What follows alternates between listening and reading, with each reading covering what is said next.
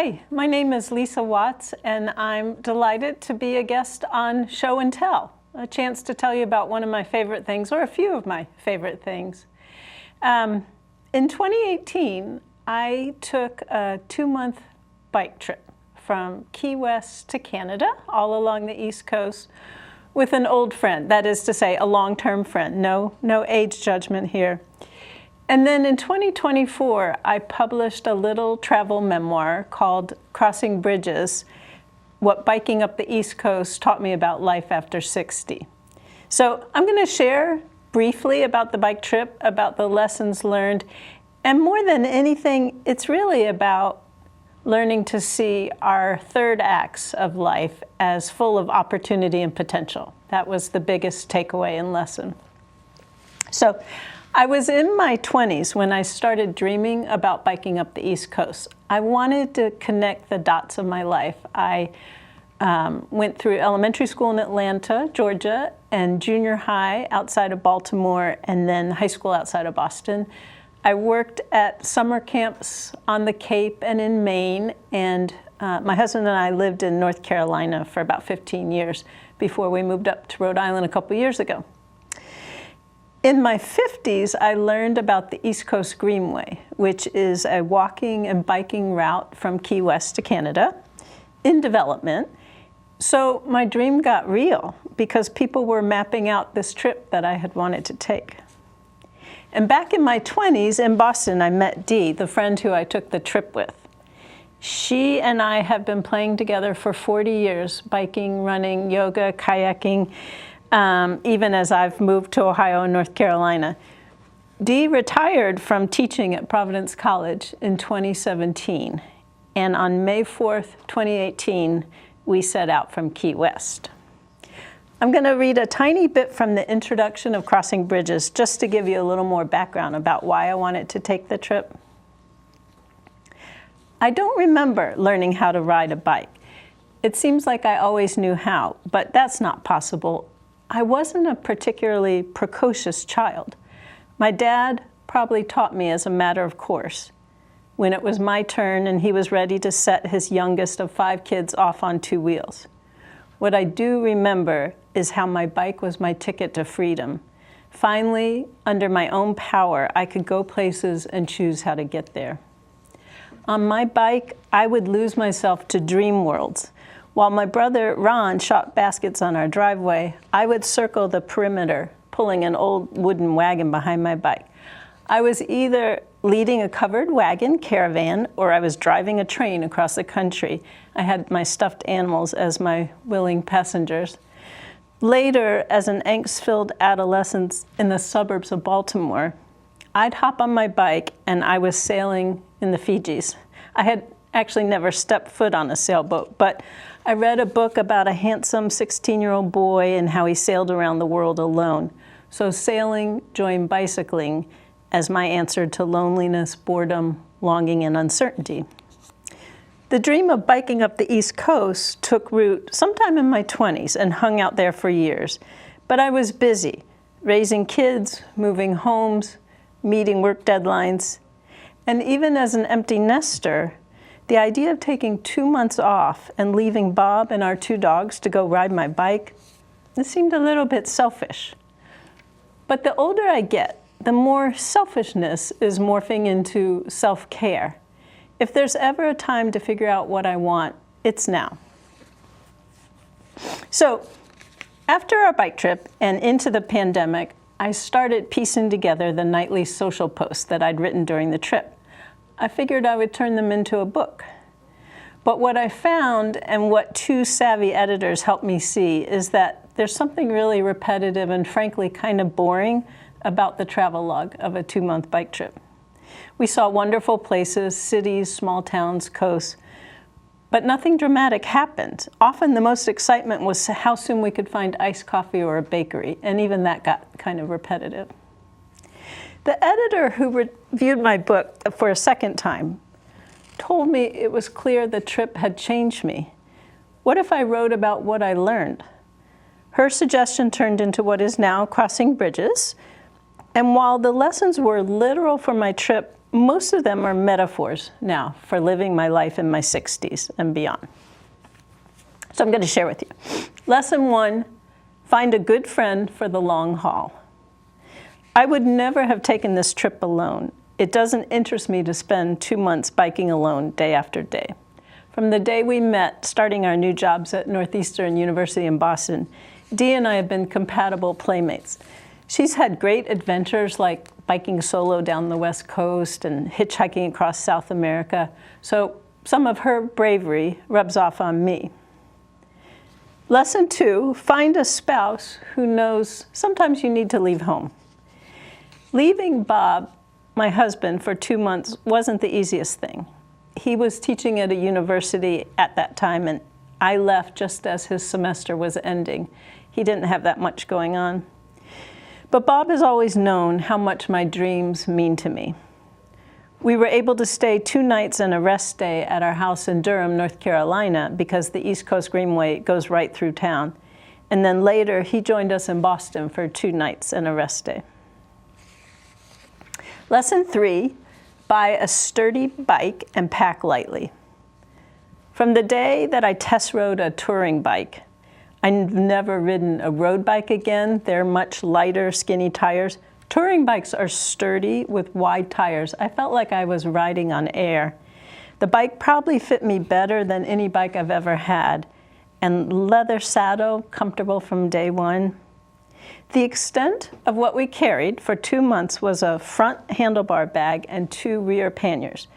When we stopped in Durham 3 weeks into the trip, I still left a few things behind. Lesson 4, you don't always have to blaze your own trail. I ended up working for the East Coast Greenway Alliance as its communications manager for about 4 years. Dennis, the director, granted me my 2-month leave to take the trip, but he pleaded with me to stay safe. I am passionate about the Greenway's mission of completing 3,000 safe miles from Florida through Maine. About 40% of the route so far is on protected paths. The rest is still on roads. In the South, especially Georgia and South Carolina, some of the most challenging stretches still to go. Lesson 5, a tough one. Stop doubting yourself and trust your own strength. In the world of athletics, I am exceedingly average. I'm not exceptionally fast or strong or brave. To get through 2 months of biking 60 miles a day, I had to flip that thinking and recognize I'm strong and I have endurance. I had to turn off that little voice in my head, the one that tells me I probably can't do the things that I dream about. Back in 1985, with Dee's prodding, I ran my first marathon, Boston, as a bandit at the back of the pack, back when you could do that. I've gone on to run a handful more marathons. There's something about running 26.2 miles that reminds you that you can do hard things, no matter how fast or slow you go. Lesson 6, it's okay to ask for help. Before I left for the trip, a coworker, Deb, at the East Coast Greenway pulled me aside, and she urged me not to be an EDIer, those bikers who insist they have to cover every damn inch. Early on in Florida, Dee and I had a tough day of heat and humidity and headwinds. We stopped for water at a bike shop, and the owner joked with us about how he could just give us a lift for the last 10 miles. I laughed, ha ha ha, because I knew Dee would never accept a ride. Only to learn a few days later when we talked about it that yes, she had no problem with accepting help if we're exhausted.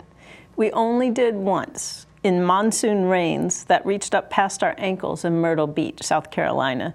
Dee was turning blue with hypothermia. Couple drove us about 7 miles to our warm hotel. Lesson 7, just cross the bridge. They aren't all scary. Something happened in my 40s after having babies and maybe just getting older where I have a fear of falling off edges. I used to love bridges, and now the high arched ones especially freak me out.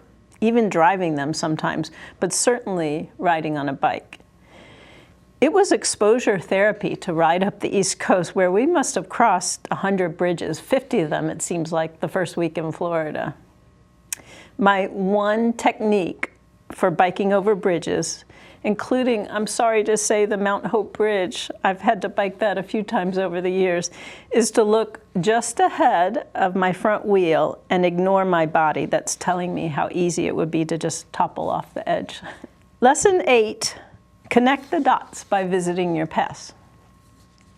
Just a mile or so off the East Coast Greenway outside of Baltimore, I got to see the split level where I lived for most of junior high. I hadn't seen it since then. Outside of New York City, I had lunch with a fellow counselor in training who I hadn't seen since we were 15.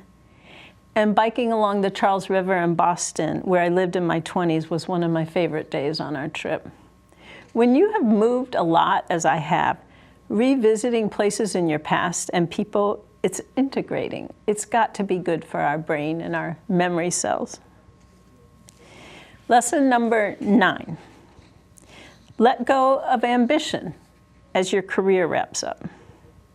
I have always loved my work. I've been a magazine editor for university and city magazines and communications manager for nonprofit organizations.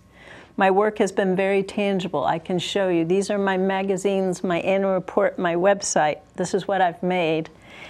But being able to step away from that for 2 months at nearly 60 gave me wonderful perspective. I could see that I didn't have to keep building this portfolio in the sky to prove myself. What was all that hard pedaling about?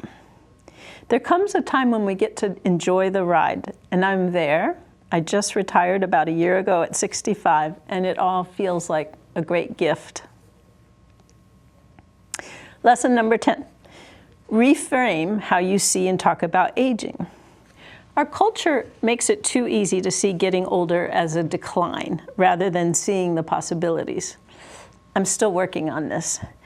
There was a young woman who rode with us a bit in New Hampshire, and she asked to take her picture with us when we were saying goodbye because we were her new role models, because we're so old. Dee, who is 9 years older than I am, has taught me to take comments like this as compliments rather than resenting them. But as I said, I'm still working on this. Lesson 11, hug your friends. Early in the pandemic, I lost a dear friend, Bridget. She was my Greensboro playmate in North Carolina. We biked and ran and did yoga. We walked our dogs together. She liked to talk sports with Bob. We had plans for so many adventures ahead of us, like a hiking trip in Greece.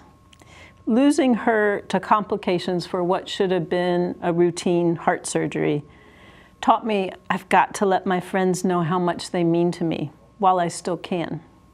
It's kind of strange, but Dee and I hugged on the last day of our trip as we were coming into our last town, Calais, Maine, and I realized it was the first time I had hugged her on the whole trip. Maybe because we were always together 24/7. We never had to say goodbye.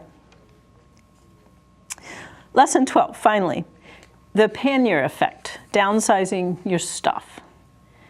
The lightness of living for a few months with just what's in your bike bags can be intoxicating. I came home from my bike trip and wondered why I had a whole closet of clothes and why our house was so big, and it really wasn't that big. Within 6 months, Bob and I had downsized to a 4-room townhouse where we could lock it up and leave it for extended time. Less stuff, more experiences.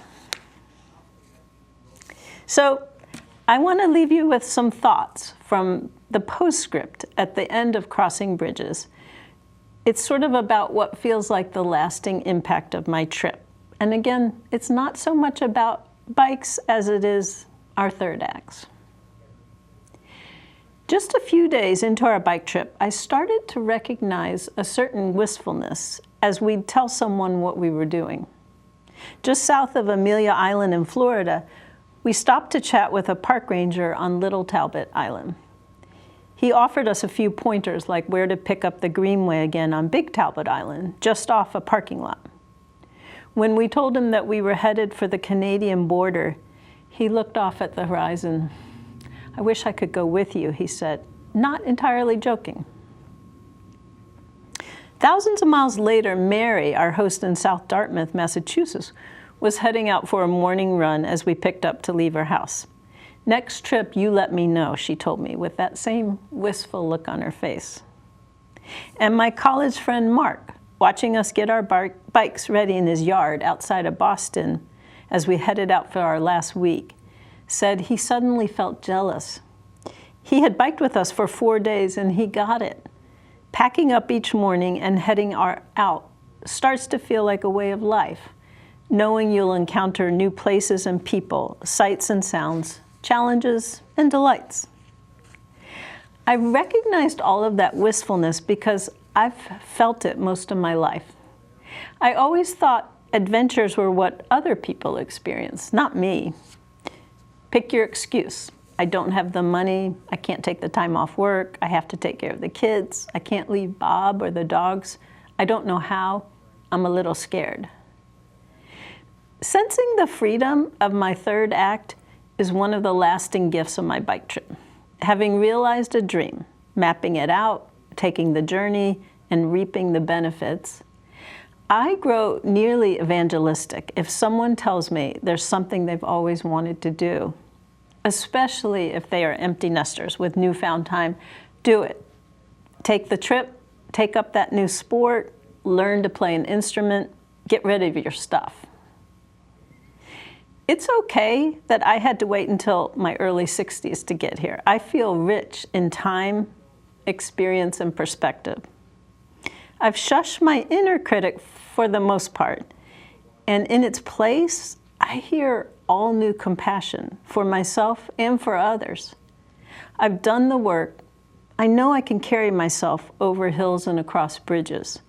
I'm even learning to recognize when it's okay to coast, when I can stop pedaling so hard because the wheels are spinning just fine. Thank you.